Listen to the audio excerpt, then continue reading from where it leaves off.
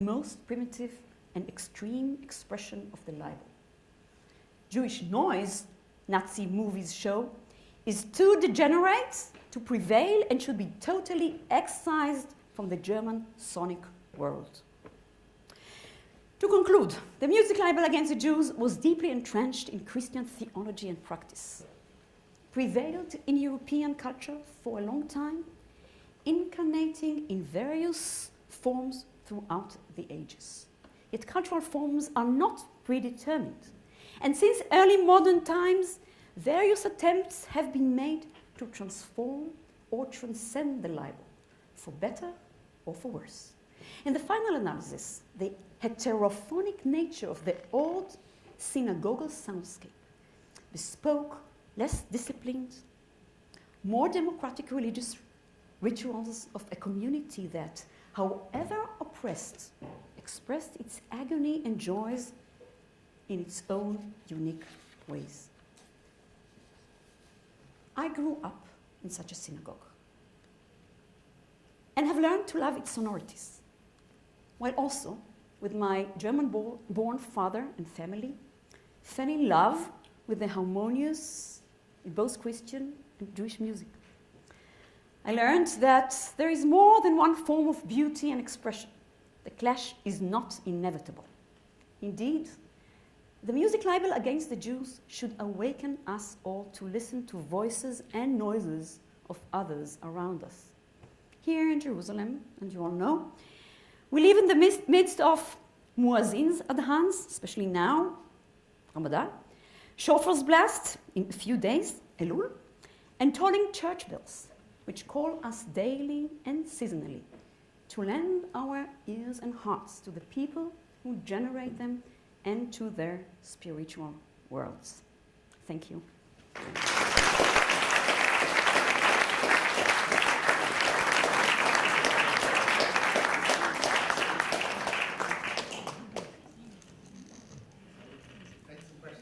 Yeah, yes, questions. Yes, over there. Yes, do you see any parallels in the Sephardi world? Oh, that's a very good question. Apparently, it's a very, very different sort of scenario because Sephardic, of course, is a kind of a large name for many different sort of communities and localities. But in relation to the Islamic world, one can say that first of all, Jews were not hesitating to take from them, and the other way around. This sort of separation of sounds never occurred in this way, on the other way around. So we have a very different sort of dynamics in those places. Spain itself is a place where you see both things taking place. So noises, sometimes Jews are accused of noises, sometimes there are, depends to which tradition we are relating. It is the other way around, but there are very interesting stories about Jews are functioning in a very prominent place in many of the Oriental countries, musically. Yes? Some people say that you should not listen to Wagner or Wagner shouldn't be played in Israel. What's your evaluation of that? That's a very huge question, and I'm assumed to do it in a kind of very short. It says it depends in what way. Personally, I think that one should not insult people's sensibilities on that. I do not think that one should not listen to Wagner because it's not a tameh, it's not something which is not non-kosher in that sense. And myself, I think that a musician must know Wagner. And because so much is dependent on knowing him. You cannot understand neither Mahler nor Schoenberg nor many others without knowing Wagner himself. Wagner himself has all kinds of things in him. So it's very educative to learn and to get to know his music. I have my own reservations about his entire enterprise, although I'm also appreciating it. Next. You see any? One question. Yes. Yes. What role does the music of Salomone Rossi play in this particular, in the cultural history that you just shared? A very good question. Because, you know, I was speaking mainly of the northern part of Europe. And Italy was in between. Because in Italy you can find, it's like Spain in that sense. So you can find in Venice, for example, after all the mention of Venice fictionally occurs there, but there was some re-accusation in Venice itself against Jews in relation to the noise. But at the same time, Mantua, Rossi was in Mantua, the entire attitude of both Jews as well as non-Jews to each other's music was different. And Jews were assuming, that's very interesting, already in the 16th century, that the harmonious music that you hear in the churches actually were stolen from the Jews, from the Mikdash of Shlomo. And they even quoted the verse, Ki gunov gunavti me'eretz ha'ivrim, that Joseph says to Sarah Mashkim, in order to say that it was all, we are the harmonious people. So the dynamics was different, but thank you. Thank you very much.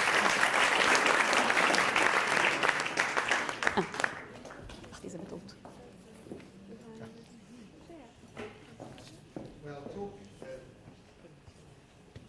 talk of music and of Italy, and takes us into our musical interlude. And I'll briefly introduce our performing artists and the piece they're going to play for us. First, the artist, the soprano Adaya Peled, is currently a student of Efrat bin Nun at the Jerusalem Academy of Music and Dance. She has performed as a soloist on many occasions, including with the Israel Philharmonic Orchestra and the Jerusalem Symphony Orchestra, and she's also performed at the Abu Ghosh Festival and the Felicia Blumenthal Festival. Adaya is accompanied by Tal Botwinick, a graduate of the Jerusalem Academy of Music and Dance. He is at present studying for his second degree at the Hochschule für Musik in Köln, Germany. He is the recipient of many scholarships and prizes in Israel and overseas, and he has played as a soloist with a number of orchestras, including the Jerusalem Symphony and the Orchestra of the Academy of Music and Dance. They will play a selection from a piece from called The Divan of Moshe ibn Ezra by the Italian Jewish composer Mario Castelnuovo Tedesco, who was born in 1895 and died in 1968, but moved to California in 1933. This work dates from 1966 and is a setting of English translations from the Hebrew of 19 poems by the medieval Spanish poet Moshe ibn Ezra. Adaya and Tal will now perform 5 songs from the overall work. Adaya and Tal, Vakasha.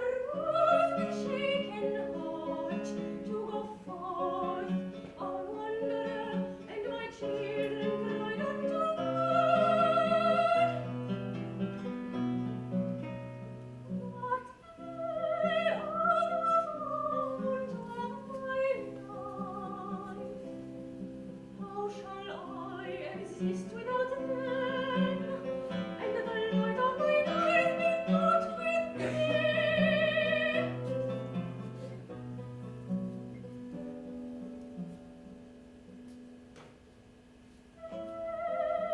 It has led me to a land wherein my mind is bewildered, and my thoughts confused to a people out of speech and obscure in words. Before the excellence of their gaze, my face is cast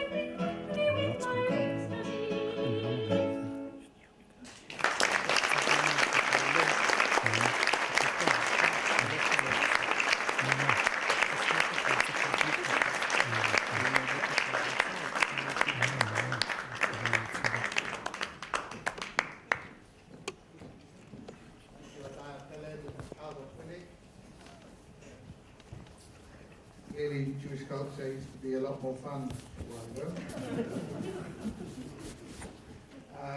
Shalom Tzavar is Professor of Jewish Art and Folklore at the Hebrew University of Jerusalem, where he teaches in the departments of folklore and the department of art history.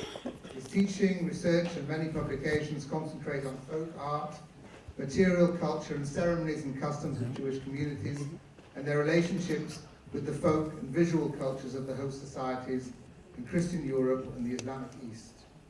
He is also known for his traveling seminars to Jewish sites in Europe, North Africa, and Central Asia. And no doubt you enjoy his talk, you'll be asking to join one of these seminars. Professor Tzavar's talk is entitled Decoding the Simchat Torah, Culturally Decoding the Simchat Torah Flag. Professor Tzavar.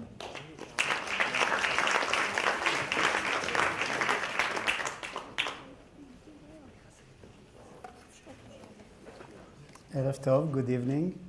Everybody here is familiar with this object that I'm holding, I'm sure. If not now, in your childhood, everybody had it. But how many times did you look at it and you notice what is illustrated on it? So I'm going to speak a little bit about that, about this naive object that at the end of the holiday, we all put in the garbage and forget about it. We don't know who made it. We don't know which artist, any name that comes to you, to your mind. No one will remember anything about it a year later or even during the holiday. But still, if you look at this object and try to understand what it means and how it really reflects a lot of Jewish history and Jewish notions and ideas, it's amazing how this folk object can tell us a lot about our culture. So let's begin with the beginning and what is the word degel means in Hebrew, yes, where it's coming from and how it was really transformed to become degel Torah. So we have to begin actually with a question about this object, and the one who understood what this object means, first word that really expressed it in a way that is understood to us in modern times was Herzl. Herzl understood that for the Jewish people, without the flag, you cannot really function. And in one of the letters that he wrote to Baron Hirsch, he writes that this is an object that is not just a piece of cloth with a sign on it, but with this one, with this object, you can march to the Holy Land, you can liberate the Holy Land, you can bring people and they will go after you because this kind of an object, the flag, will really mean a lot for everybody once it's raised and it comes to mean what it means to the other nations of the world. But if we go back, and I said that we have to go back to the beginning and see what it really means, what this word that this comes to so natural to us today, degel, what it means in the Bible. In the Bible it appears 13 times, this word degel, in different declinations. 12 of them are in the book of Numbers. I'll show you just one of them here. And it's really the description of how the tribes of Israel were camped around the tabernacle, the Mishkan, in the desert. And actually, when you read the verses very carefully in the Numbers, you see that the word degel that appears several times, especially in chapter 2 in Numbers, does not mean what we have to say about it today. Ish al diglo beotot levet avotam. It really, what it means, that every camp had its oath. The oath in the Bible is what we call today flag, while degel is really the camp. I mean, each tribe had its own division, really. That's how we should translate it. Each tribe had division, and then next to that division, next to the place where they camped, was the sign that we call flag. But this meaning was forgotten in time, or not really followed up because of some influences that later occurred, and we'll come back to them in a second. But the word degel appears once more in the Bible, outside the Torah, and this is in the Song of Songs. Only once it appears there, outside the Torah. And this famous verse, Heviani el bet hayayin v'diglo alay ahava. He brought me to the cellar of wine, and this banner, and here is, we have to translate not as a camp or division, but the banner of him is love. Over me is love. And actually, when you read the Midrash, this is what the rabbis understood by this verse, or actually the entire Song of Songs, that this book speaks about the love between God and Israel, and this cellar of wine is Mount Sinai, and the banner of love is Diglei Torah. This is the first time that this expression occurs, and they connect now this flag this something that has to do with the camping of the tribes in the desert with the Torah. And that's what it means for them. And this meaning will be taken on and reused in later ages. So it's based on these two texts that I read to you from the Bible that were really, really later connected to make this object. But in the meantime, many things happened before we have the first Diglei Torah. And the degel becomes, the flag becomes really very important item in European folklore and culture of the Middle Ages. I hope you can see the images here, but I'm showing you what it was in Christian society in the Middle Ages. For example, if you march to war, and you can see the picture here on the left, if you march to war, you want to win the battle, you win it with the flag. This is a symbol of, let's say, who you are, what do you stand for. Yes, and if you lose a battle, on the other side, we see the image of the synagogue, the image that represents Judaism. She is weeping, her crown is falling, and she's holding a staff with the flag that is broken. And the staff is broken and the flag is falling on the earth to show that she lost. If you win, you have the flag up. If you lose, the flag is down. This is what was in medieval Christian culture, and everyone understood that the flag stands for that. And in Jewish art of the Middle Ages, they understood what the Christians meant. So when we look at Jewish miniatures, especially in Haggadot of the Middle Ages, you only see, let's say, negative figures, you can say, holding flags. It's either, for example, the Egyptians that are chasing the Israelites on the picture that you see there up. The Egyptians are holding flags like the knights, or the wicked son in the Haggadot, medieval Haggadot, is shown as a soldier holding a flag. Because this was, in the eyes of the medieval Jews, only evil people would hold flags because they would come to kill them. They were their enemies. Jews have no rights to hold flags. The only group that would change it among the Jewish people, that would try to look at the flag in a more positive way in the Middle Ages and try to really make it close to Christian ideas of the time, are Italian Jews that were mentioned already a few times. Italian Jews claimed, like we heard from Ruth before, that the flags, that the banners that the Italian knights are using in their times, in the Renaissance, are taken from Jewish sources because the 12 tribes in the desert had them already.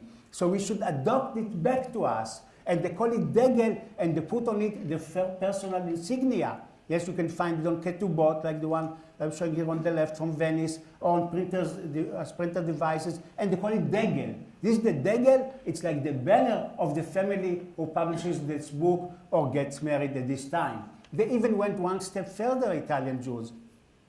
When Shlomo Molcho appeared on the scene of European Jewry, claiming to be the Messiah, with David Reuveni, they embroidered for him a flag. This is the first flag that they know that exists in Jewish history in our hands today. It's from 16th century Italy, from Mantua probably, today the Jewish Museum in Prague. And it shows a flag like the knights of the Middle Ages, and on it is embroidered some inscriptions in Hebrew, all from the Bible. If you read them,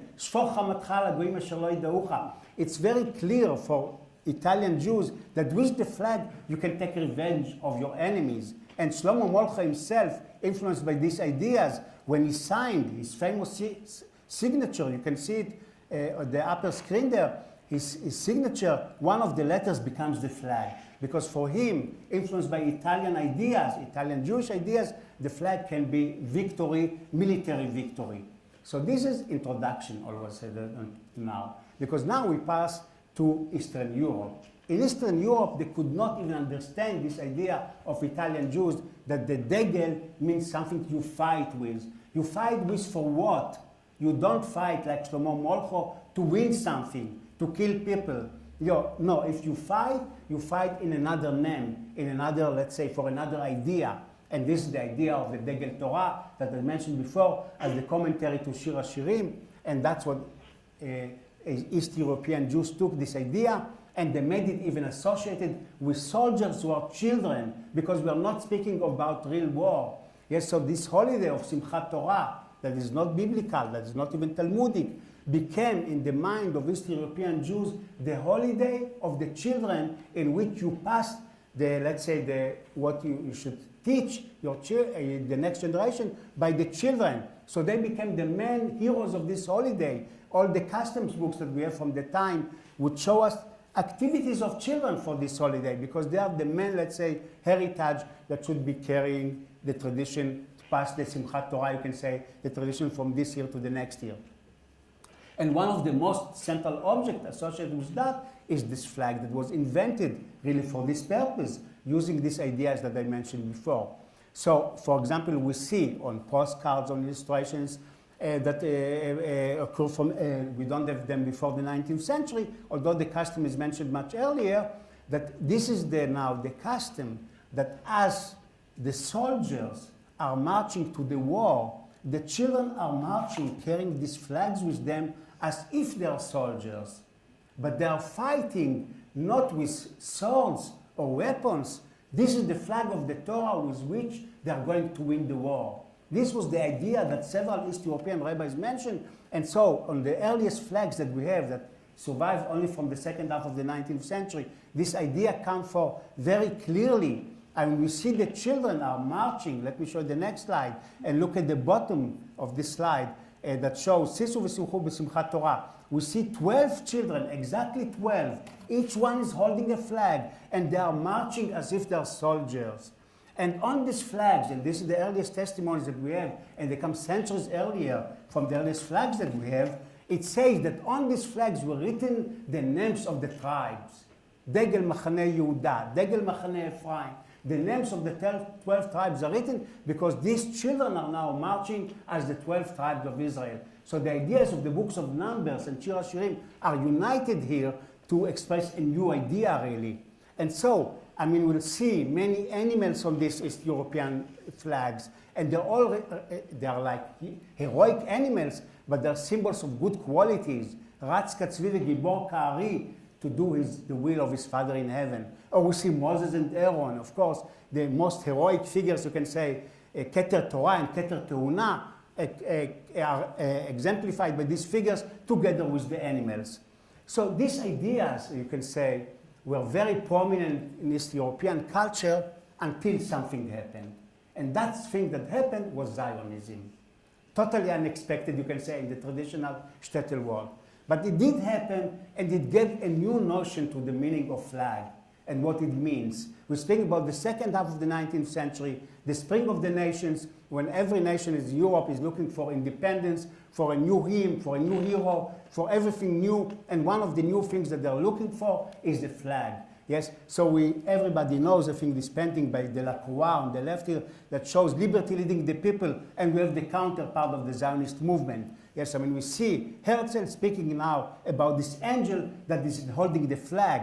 Yes, and of course, I mean, the next step will be that we have this kind of images that appear in the early 20th century already.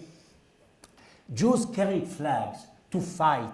Yes, to fight not in the name of the Torah, but to really fight. So quickly, these ideas became on the early Simchat Torah flags that were produced under Zionist influence already in Poland, in Russia. Like these two that I'm showing you. On one of them, there is the Tikva in one version of it, and it says on the top, S'u Tzion HaNes V'Degel. S'u Tzion HaNes V'Degel is the Degel of the Bible, but in a new meaning. Take the flag with you to fight for the promised land. And instead of Moses and Aaron, we have now Herzl and Nordau. Yes, I mean, that's the occur here. Yes, and we see the Hasidic Jews holding the flag of the Torah. And the next step, and now I'm passing for the last minutes to show you a little bit from what's happening in the Holy Land itself. Yes, I mean, you have this flag that was done around 1920. Yes, it says, Zot Torah Asher Sam Moshe Lifnei Bnei Israel. It's very, let's say, pious ideas, but it says also, Be'ad Amenu, Be'ad Artzenu, Be'toratenu. For the love of Zion. I mean, we fight for the love of Zion, and this becomes to be the idea that is now expressed on this flag. And then, when the state of Israel is about to be established, we have now these chalutzim, these ideas that, let's say, making everything almost secular. So we see boys and girls are dancing together for the first time. Yes, and the boys are in shorts. Some of them have kippah, some don't. And among the holy sites, you see in the four corners of this flag, you have the Kotel and the Tomb of Rachel at top. But at the bottom, you have the Hebrew University. If you didn't know, that's a holy site as well. Yes? And then comes the 6-Day War. And this, for me, is the most amazing, really, what happened to the Simchat Torah flag under the influence of the 6-Day War. Here was the full, let's say, meaning of this flag as a military object taken fully by the designers of these years that we don't know even their names again. So we see now the flags of the 6-Day War of 68, 69, I mean these early years before the Yom Kippur War, that should show Mirage aeroplanes and will show the Wailing Wall that was liberated and Yerushalayim Shel Zahav, and we see the generals. I mean, instead of Moses and Aaron and instead of Herzl and Nordau, now we have all the officers that won the war and the Mirages are doing the shape of Magen David and so on and so forth. I mean, there are so many flags produced in this year. They are all lovely and they are really very impressive in the ideas that they express. But this is the new, let's say, messianic times they've arrived. The flag of the Torah is now winning. I mean, you combine now the military. You can say that it's the opposite of what the Hasidic rabbis were thinking about the flag of the Torah. But still, these ideas were clear to the people because this object is designed as a military flag still. Now, we come to the last section of the lecture, and I want to show you what happened later, after the 6-Day War, after the Yom Kippur War. We have secular flags in the 80s. That's become the most common one. So, for example, the one at the top is from Tel Aviv. All the children are, none of them with a kippah, boys and girls, shorts, and the landscape is nothing. I mean, there is a Torah scroll there, but otherwise you cannot associate with even anything. And the bottom one is, of course, even almost a joke because it's, what does Popeye and olive oil have to do with Simchat Torah? I don't know. But still, they are there. And then we come to the 90s and the 2000. And we see now that the flag is used by the political parties in Israel. Only a collector crazy like me that collects every flag that appears on the market can see that. You have for the Mafdal, you have for Shas, and even Arkady Gaidamak, for those of you who don't know, who ran for the, to be the mayor of Jerusalem with a Simchat Torah flag. Thanks, Avi, that brought you this flag. And last year was the Masorti movement produced here in Jerusalem. This flag that is supposedly now, we are politically correct. We are in a different period nowadays. So this is 2012, this flag. And it shows women dancing with the Torah scroll. We see an Ethiopian child. We see Herzl looking at the episode, and so on. I mean, this is now harmony. Everybody's together. Everything is good. Everybody's smiling. You can be Orthodox. You can be secular, whatever. Everybody's accepted. Everybody's welcome. I would say that I want to conclude with this slide of Chabad. Chabad is now understood what's happening. You can say they understood what's happening in Israeli society. And they try to take the ideas of the past but update them. So what we see now, I mean that these designs that are taken from some of the flags and they're used over and over again by Chabad, is that they are designed as military emblems. Yes, even the one on the left like of Tzahal, the other one Sivot Hashem. I mean, you fight in the name of the Torah, but to make it, let's say, understood by people of today, that this is really a military design, but it's the design, the military design of the Torah, they change the name. It can be Tzahal, but it's Tzva Hachana LeGeula. So it's different type, but it's really taking over these ideas of